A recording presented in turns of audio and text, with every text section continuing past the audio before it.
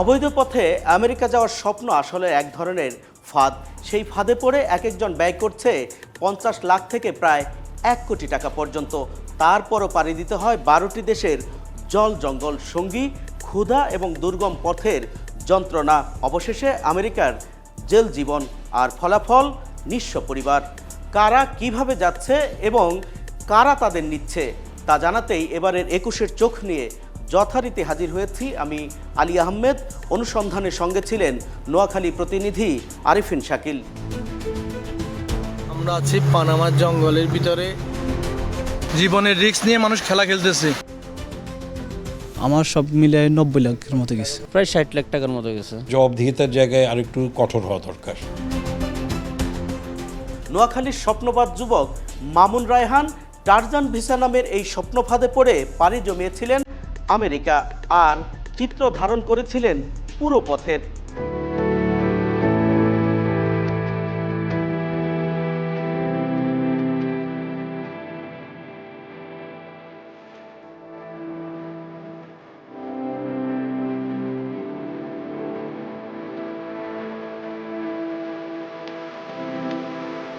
বিড়াল কই মাছ খাবো না, আর ছোবো না, কাশি যাবো।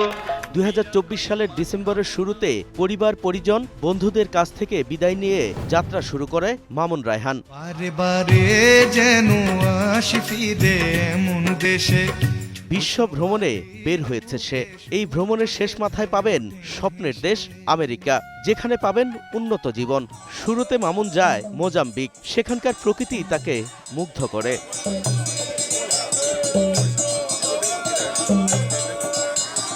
মুগ্ধ করে ছোট্ট শিশুদের উচ্ছল জীবন, যারা মনের আনন্দে পানিতে ঝাপাঝাপি করছে, নাচছে মন খুলে, আর মামুনদের দেখে অবাক হচ্ছে। আমাদের দেশের পুকুরের মতো এইখানে বাচ্চারা গোসল করতেছে।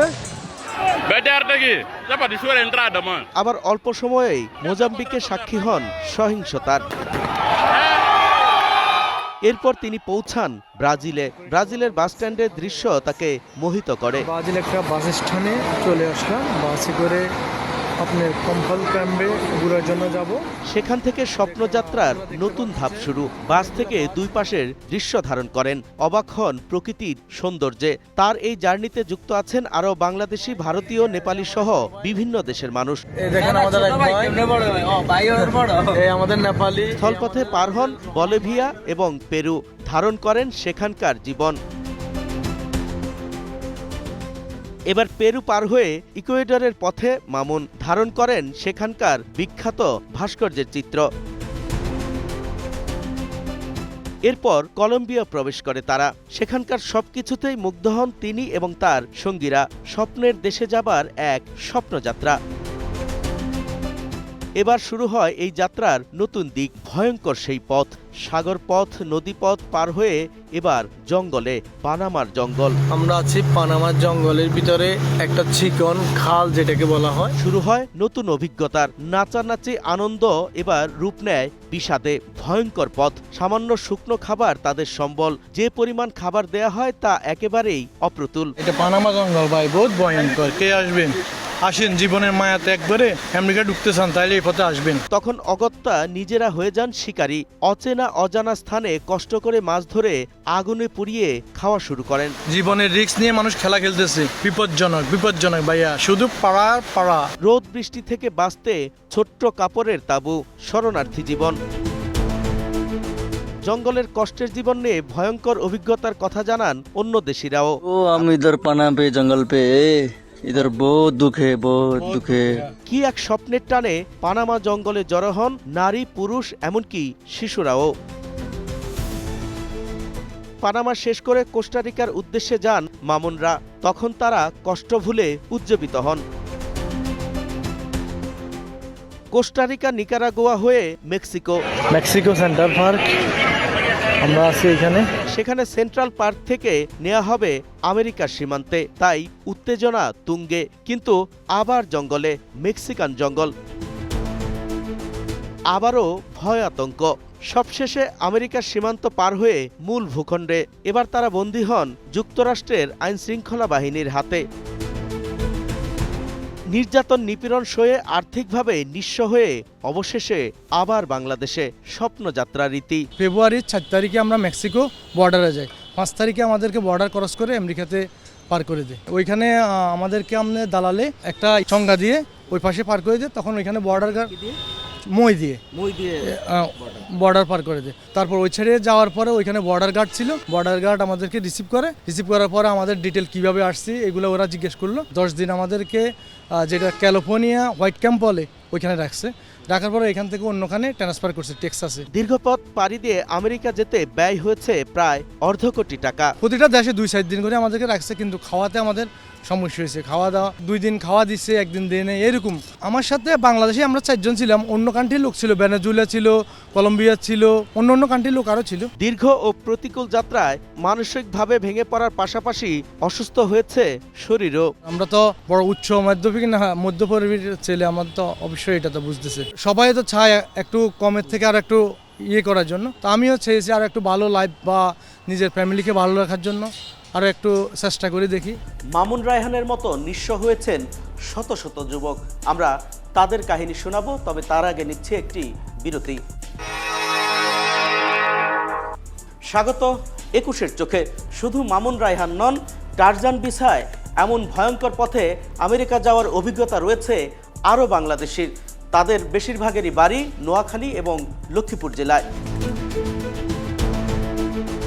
নোয়াখালীর এক যুবক, যার দেশে ব্যবসা ছিল, আয়ও ছিল বেশ ভালো, কিন্তু আশপাশের মানুষ আমেরিকা গিয়েছেন, করেছেন বাড়ি গাড়ি, হয়েছেন অঢেল টাকার মালিক, তাই তাকেও যেতে হবে আমেরিকায়।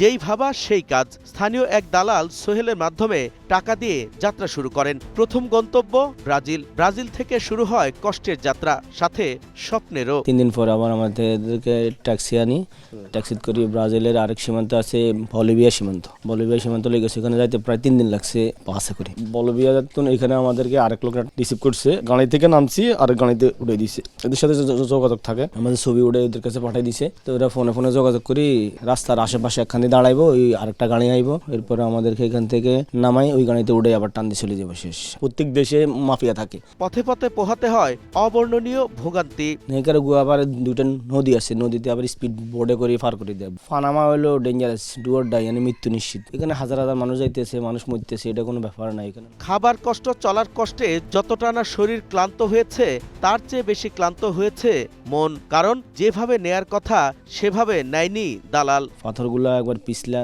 যে কোনো মুহূর্তে অ্যাক্সিডেন্ট হইতে পারে। কত মানুষ দেখছি পা ভাঙে মুসকে পড়ে রয়েছে, যাওয়ার সময় কত মানুষের কঙ্কাল পর্যন্ত দেখছি। তার আশেপাশে মানুষের জামা কাপড় স্তূপ পড়ে রয়েছে, এভাবে স্তূপ। অনেক মানুষ অনেক খেতা কাপড় প্যান্ট শার্ট সব ফেলে চলে গেছে। সুন্দর জীবন ছেড়ে বিলাসী জীবনের আশায় যাওয়া স্বপ্ন যখন ভেঙে যায়, তখন ভেঙে পড়েন এই যুবক। আমাদের পাহাড়ের এক জায়গা দিয়ে সিপাত নিয়ে গেছে, ওইখান দিয়ে আঙ্গরে বাইর করে দিছে। ফাইনালে আমেরিকাতে আমরা ঢুকে দিছি, যে তোরা এখানে বসে থাক, তো করে পুলিশ ধরে নিয়ে যাবো। আমেরিকার রাস্তা দিয়ে হাঁটতেছি, অনেক রাতের 1টার দিকে আমাদেরকে ঢুকে দিছে, 2টা-3টার দিকে আরে পুলিশ আসি আমাদেরকে এখান থেকে নিয়ে গেছে।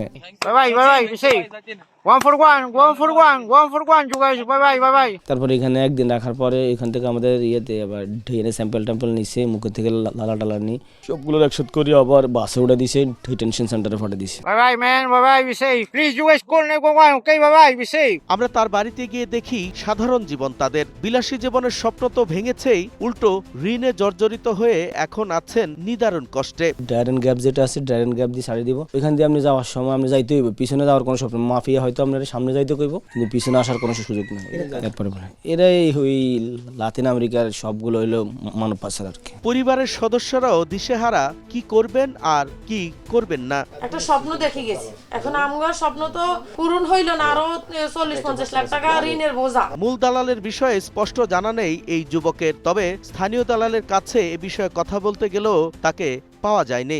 না ভাই, আমি তো আমেরিকার কোনো কাজ করি নাই। আর এই তরুণ তো কি করবেন কিংবা কি করবেন না বুঝেই উঠতে পারছেন না। পথে ধরেন জঙ্গলে অনেক পাহাড় বড় ছিল, ধরেন 2000 ফুটের পাহাড় ছিল, এরকম বাইতে হয়েছে। ইয়াদের সাগর ছিল, সাগরের মধ্যে দিয়ে অনেক পোকামাকড়, সাপ বিষাক্ত সাপ গাছ ছিল, ওগুলো দিয়ে হাঁটে যাইতে হয়েছে আমাদের। ঠিকমতো পথে খাবার খাই নাই, ময়লা পানি পাইছে, ময়লা পানি খাইতে হয়েছে। একদিকে মৃত্যু ফাঁদ থেকে ফিরে এসেছেন, অন্যদিকে স্বপ্নভঙ্গ হয়ে দিশেহারা। বন্ধু বান্ধব গেছে, ওদের অনুভূতিতে আমরা গেছিলাম, যে লাইফে অনেক কিছু করতে পারবো ওই দেশে যাইলে। ৮০ লাখ টাকা ব্যয় করেছিলেন স্বপ্নের দেশ আমেরিকায় যেতে। আমি আসার পরে আমার বাবাও স্ট্রোক করে, আমার বাবা ঘরে এক হিসেবে অসুস্থ হয়ে পড়ে রয়েছে। এখন এসব যাত্রা আমি মনে করি সামনে কেউ যদি যায় তাদের জন্য অনেক রিস্ক হয়ে যাবে, তাদের ফ্যামিলির জন্য প্রবলেম হয়ে যাবে।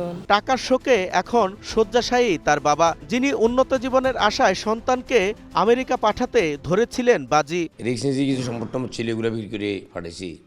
আবার ওইখানে যাইয়াও 3টা মামলা করতে হয়েছে।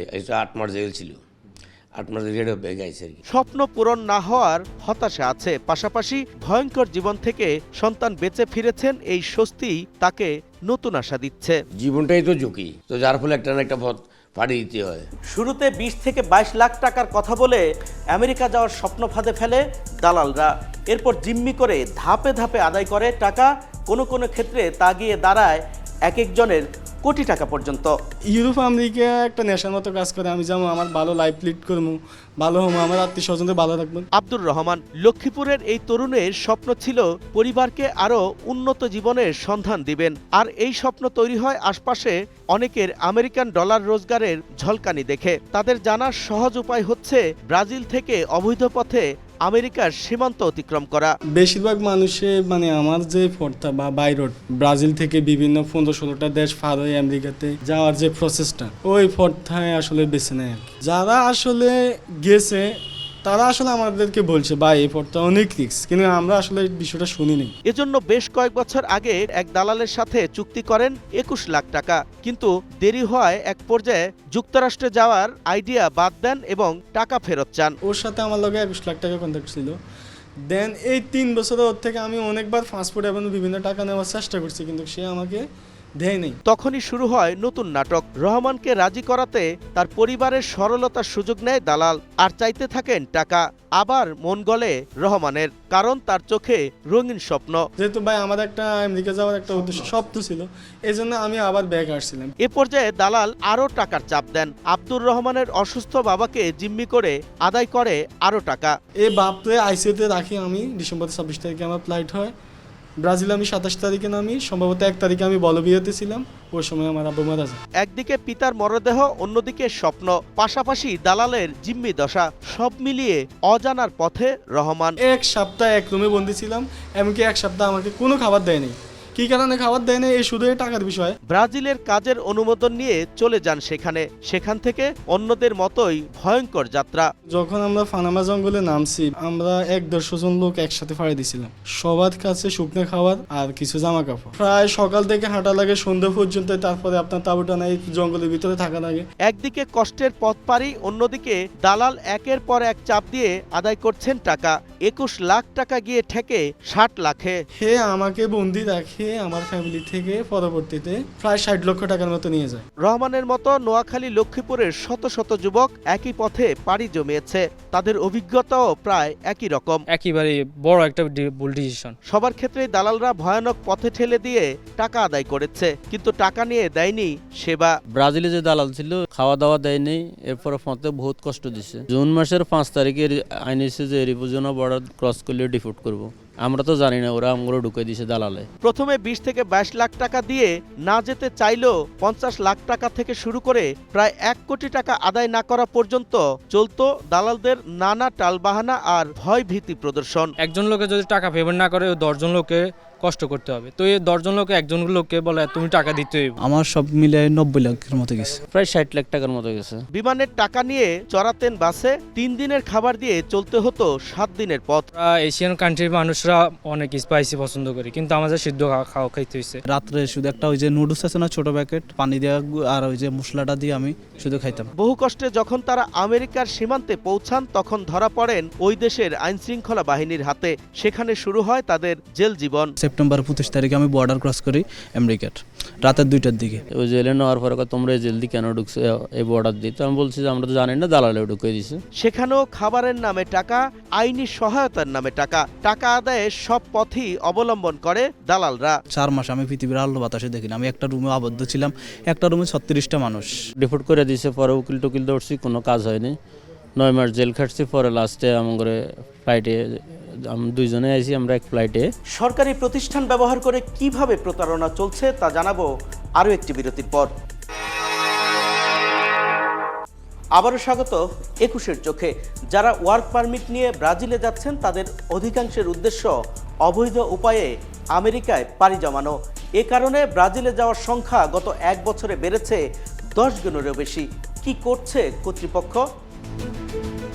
অবৈধ উপায়ে আমেরিকা যেতে যত পথ পাড়ি দিতে হয় তার মধ্যে সম্প্রতি জনপ্রিয় ব্রাজিলের পথ। এক্ষেত্রে দালাল চক্র ব্রাজিলে ভিসার ব্যবস্থা করে। বাংলাদেশ থেকে ব্রাজিল গেছি, ব্রাজিল থেকে ওয়ার্ক পারমিট বিষয়ে গেছে। বিএমইতে আমাদের ওই এয়ারপোর্ট কন্ট্যাক্টে ফ্লাইট করা দিছে। জনশক্তি কর্মসংস্থান ও প্রশিক্ষণ ব্যুরো বিএমইটি ব্রাজিলে কর্মের অনুমোদন দিচ্ছে। প্রতিষ্ঠানটির তথ্য বলছে 2024 সালে ব্রাজিলে অনুমোদন দেওয়া হয় 104 জন। 2025 সালে এসে তা বেড়ে দাঁড়ায় 1104 জন, যা আগের বছরের তুলনায় 10 গুণেরও বেশি। এটি অস্বাভাবিক বলে মনে করেন এ খাতের অভিজ্ঞরা। প্রথমে কোন দেশে যাচ্ছেন এইগুলো একটু ইন্টারোগেট করলেই কিন্তু বোঝা যায় যে আসলে এখানে কোনো একটা জায়গায় কিছু ধোঁয়াশা ব্যাপার আছে।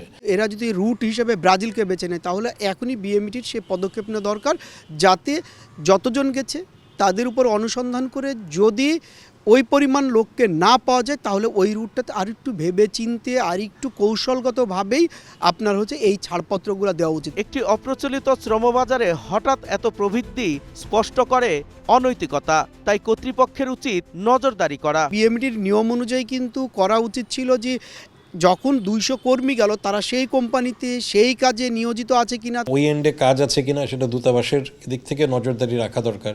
এবং যখন কিছু কিছু ক্ষেত্রে মানুষকে ফেরত পাঠিয়ে দেওয়া হচ্ছে তখন কিন্তু এটার একটা রেড সিগন্যাল থাকা উচিত আমাদের দূতাবাসের। বিশ্লেষকরা বলছেন শিক্ষিতরা বৈধ উপায়ে আমেরিকা গিয়ে অন্য দেশের প্রবাসীদের তুলনায় অনেক বেশি আয় করছে, যে কারণে যাদের স্বাভাবিকভাবে যাওয়ার যোগ্যতা নেই তারা এমন ঝুঁকিপূর্ণ আর অবৈধ পথ বেছে নিচ্ছে। দেশের কয়েকটি অঞ্চলে যেহেতু এই প্রবণতা বেশি, তাই সেখানে সাধারণ মানুষকে সচেতন করতে পদক্ষেপ জরুরি। আমেরিকাতে যে এইভাবে ঢোকার পরে যে সে বৈধতা পাবে না, বা বর্তমান ট্রাম্প প্রশাসন যেই উদ্যোগ নিয়েছে অভিবাসন নীতিতে সেটা যে হবে না, এটা কিন্তু তারা বিশ্বাস করে না। তো দেখেন এই যে মানুষগুলো আসছে, যারা ফিরে আসছে, এরা কিন্তু একেবারে নিঃস্ব হয়ে গেছে। যে ব্যক্তি যেতে চান তার তো কম্পালশনটা থাকে না, তার থাকে যে আমি যেভাবে তথ্য পাই এবং ওই জায়গাটাই আসলে দালালরা নিয়ে নেয় সুযোগটা। আইন শৃঙ্খলা বাহিনীর উচিত দালালদের বিরুদ্ধে কঠোর ব্যবস্থা নেয়া। বিএমইটিকে পারমিশন দিতে আরও সচেতন হতে হবে। প্রশাসন, আমাদের রাষ্ট্রের, আমাদের প্রবাসী কল্যাণ মন্ত্রণালয়ের আরও উদ্যোগী ভূমিকা থাকতে হবে। জবাবদিহিতার জায়গায় আরেকটু কঠোর হওয়া দরকার। আমরা বিএমইটিতে যাই ডিজির সাথে কথা বলতে। তিনি ক্যামেরায় কথা বলতে রাজি হননি, তবে দাবি করেন প্রতিষ্ঠান হিসেবে সর্বোচ্চ কাজ করেছেন তিনি। পরামর্শ দেন সবাইকে সচেতন হতে। জানান ব্রাজিল হয়ে আমেরিকা যাওয়ার অবৈধ এই পথ সম্পর্কে জানা নেই তার। দর্শক, শেষ করব, তবে যাবার আগে আপনাদেরকেও সঙ্গে রাখতে চাই। আপনার কাছে থাকা অনুসন্ধানমূলক তথ্য আমাদেরকে জানান, আমরা তুলে আনব খবরের ভেতরের খবর। লিখতে পারেন এই ঠিকানায়। প্রযোজক 21-এর চোখ, 21 টেলিভিশন, জাহাঙ্গীর টাওয়ার, 10 কারওয়ান বাজার, ঢাকা 1215। হোয়াটসঅ্যাপ করুন, কথা বলুন এবং তথ্য ও ভিডিও শেয়ার করুন 019721212221 এই নম্বরে। দর্শক, সাধারণ চোখে যা দেখা যায় না তা দেখানোই 21-এর চোখের কাজ। চোখ রাখুন 21-এর চোখে।